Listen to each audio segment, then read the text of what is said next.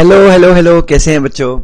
आज मैं आपकी सबसे बड़ी समस्या का समाधान करने वाला हूं। The biggest problem that you face as a CS student. Sir problem क्या है? प्रॉब्लम ये है कि वो जवाब नहीं देती मेरी बात का। मजाक कर रहा हूं। प्रॉब्लम ये है कि सर हम किस एज में, what is the most appropriate age to become CS.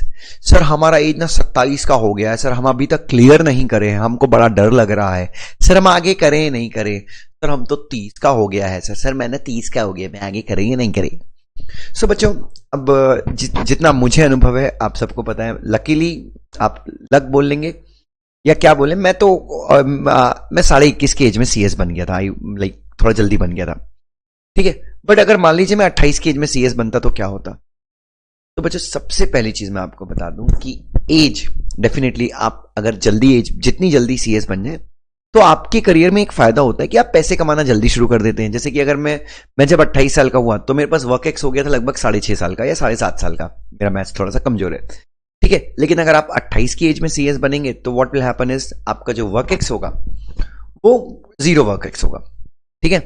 तो मतलब अगर मैं लेट सीएस बन रहा हूं मतलब मुझे तो सुसाइड कर लेना चाहिए, मेरा तो ऐसा कांड हो गया। नहीं नहीं नहीं नहीं नहीं।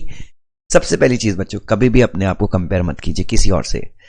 आपके स्किल्स अलग हैं, आपकी परिस्थितियां अलग हैं। बच्चों जब मैं सीएस कर रहा था मुझे मेरी फैमिली का बहुत प्यारा सपोर्ट था। मेरे पिताजी ने दुनिया भर से कर्जा लिया बट मुझे मेरी पढ़ाई पूरी करवाई। मेरे को हर एक क्लास के लिए उन्होंने पैसे दिए, मैंने पूरी क्लास लगाई, लाइब्रेरी ज्वाइन की बहुत महंगी वाली, अच्छे से पढ़ाई की, मैंने तोड़ के खर्चा किया। मतलब बाकी परेशानियां थी बट मैंने पढ़ाई पे सारे खर्चे किए।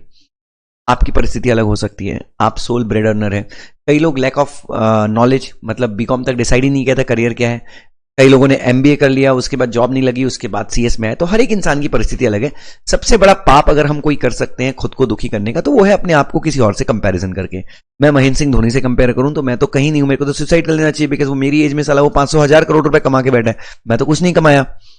तो कहने का मतलब ये है बच्चों, सबसे पहले अगर आप 30 की एज में भी सीएस बनते तो नो प्रॉब्लम एट ऑल, कोई समस्या नहीं है बच्चों। हर आदमी अपनी एज से भाग रहा है। लेकिन अब मैं आपको बताता हूं, अब आप में से जितने भी लोग हैं, आपकी एज अगर 23 हो गई है, 24 हो गई है, 25 हो गई है, 26 हो गई, तो मैं आपको एक छोटी सी सलाह देना चाहूंगा। आपको अपने पैकेजेस कैसे बढ़वाना है, तो एक सिंपल सा ज्ञान मैं आपको देना चाहूंगा कि देखिए, पहली चीज मैं क्लियर कर दूं, आप 30 के भी तो देयर इज नो प्रॉब्लम। लेकिन जब आप 22 के हो जाते हैं, 23 के हो जाते हैं और आपको लगता है कि यार अभी सीएस निकलने में प्रॉब्लम हो रही है, तो आपको ना खाली नहीं बैठना चाहिए। You should start a job. आप पार्ट टाइम बेसिस पे जॉब स्टार्ट कर दीजिए, किसी अकाउंट्स की फर्म में काम करना शुरू कर दीजिए, किसी लॉ फर्म में आप काम करना शुरू कर दीजिए, किसी पीसीएस के पास आप काम करना शुरू कर दीजिए, पार्ट टाइम बेसिस पे 5 घंटे।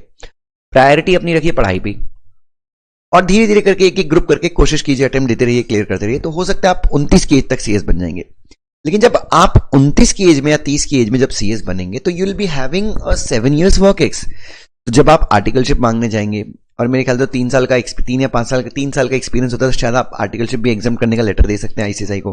मेरे हिसाब से, हो सकता है मैं यहाँ पे गलत हूँ, मुझे यहाँ पे जानकारी नहीं, बट पहले ट्रेनिंग स्ट्रक्चर में ऐसा था। तो what you can do is आप 24 के हो गए, 25 के हो गए, इस चीज को एक्सेप्ट कीजिए। और कोई बुरी बात नहीं है बच्चों, कोई बुरी बात नहीं है। मैंने तो ऐसे लोगों को देखा है जो 30 की एज में सीएस बने, फाइनल जिन्होंने 7-7, 8-8 अटेम्प्ट में क्लियर किया है और आज 1-1.5 करोड़ का पैकेज उठा रहे हैं। मैंने ऐसे लोगों को भी देखा है जिन्होंने 20 की एज में या 25 की एज में एग्जीक्यूटिव क्लियर किया है और 35 की एज तक या 45 की एज तक फाइनल क्लियर किया ही नहीं है, एग्जीक्यूटिव के बेसिस पे ही नौकरी कर रहे हैं और आज का पैकेज 15-20 लाख रुपए का पैकेज उठा रहे हैं। They are working very good. तो कभी भी ना निराश मत होइए कि आप बहुत पीछे हो गए जिंदगी में, लोग बहुत आगे निकल गए, बट इससे कोई फर्क नहीं पड़ता। नथिंग बच्चों, कोई फर्क नहीं पड़ता। मुझे लगता था कि मैं अपने एक फ्रेंड से जिंदगी में हमेशा आगे रहा हूं, क्योंकि जब मैं कमाता था साल के 25 लाख रुपए, मेरा एक फ्रेंड था वो कमाता था साल के महीने के 3,000 रुपए। लेकिन उसने पता नहीं कोई अलग ही वैल्यूएशन का काम करना शुरू कर दिया, ठीक है। तो वो मतलब उसको ग्रोथ मिला 34 की एज में, 34 की एज में मतलब उसने एक 7 या 8 करोड़ रुपए का फ्लैट खरीद लिया। तो बच्चों हर आदमी अपनी रेस में दौड़ रहा है बच्चों, हर आदमी अपने टाइम के साथ जा रहा है। तो कभी अपने आप को दूसरों से कंपेयर मत करो। आप जो कर रहे हैं वो बेहतरीन है, आप अपनी परिस्थिति के हिसाब से सब कुछ अच्छा कर रहे हैं। हाँ, लेकिन आप एक जॉब करना शुरू कर सकते हैं, पार्ट टाइम बेसिस पे जॉब करना शुरू कर दीजिए और एग्जाम देते रहिए। तो 30 की एज में भी जब आप क्या करेंगे, जब आपका सीएस हो जाएगा, 30 की एज में सीएस निकल जाएगा आपका, तो आपके 5-6 साल का वर्क एक्स रहेगा, तो आपको प्लेसमेंट बहुत अच्छी मिल जाएगी, आपको ग्रोथ बहुत अच्छा मिल जाएगा और आप बिल्कुल उसी बंदे के लेवल पे आके खड़े हो जाएंगे जो बंदा 22 या 23 की एज में सीएस बना है। तो या फिर 1 साल के बाद उसके लेवल पे पहुंच जाएंगे। तो बच्चों निराश मत होइए, कम ऑन चेहरे पे एक प्यारी सी स्माइल लाइए,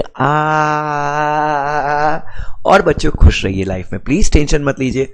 बस हाँ, आप पाप एक ही कर रहे हैं अगर लाइफ में, अगर आप पाप कर रहे हैं, अगर आप पढ़ाई को सीरियसली नहीं ले रहे हैं, आप दोस्तों के साथ टाइम पास कर रहे हैं, आप डिस्ट्रैक्ट हो रहे हैं, आप सोना बाबू खेलने में बिजी हैं, आप नेटफ्लिक्स, अमेजॉन प्राइम, यूट्यूब पे दिन भर अपना वक्त गुजार देते हैं, तो वो पाप है और इस कारण आप फेल हो रहे हैं, तो सच में आपको गालियां पड़नी चाहिए, ठीक है। लेकिन अगर आप कोशिश दिल से कर रहे हैं बट स्टिल नहीं निकल रहे हैं, तो बच्चों मैंने जो आपको तरीका बताया वो आप फॉलो कर सकते हैं।